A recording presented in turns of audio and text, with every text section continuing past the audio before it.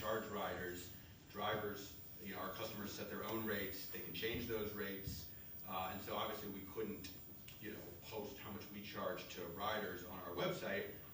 But we discussed and accommodate, like one possible solution would be we do provide a suggested rates to drivers so that they can be as competitive with Uber and Lyft and still ideally make as much money as possible. So we talked about how we could potentially post, and we'd be willing to post the suggested rates that we make to riders. We could put that on our website. If that would satisfy their regulation, if it could be interpreted that way. Okay. Excuse me. And in the next paragraph of your email, this is again on January 30th, you write, at a minimum, as we discussed, we can immediately provide DFHB with any information that would help you verify any aspect of our current operations. And then you go on to identify some examples. You see that? Again, as we discussed, that's during the January Zoom meeting with DFHB. I'm sorry, Your reference to as we discussed. Yes, yes. That was a discussion that occurred at the Yes. January Zoom meeting. Yes. Let me finish and then you can answer. Sure. Clean record.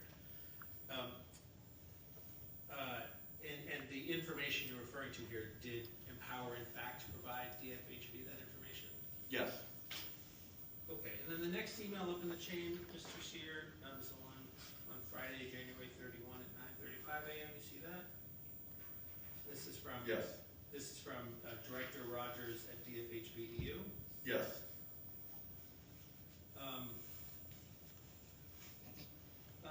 Mr. Rogers says in his first paragraph, we'd love to have a new model of ride sharing in the district, especially to the extent it promotes our values of affordable, equitable mobility. Do you see that? Yes.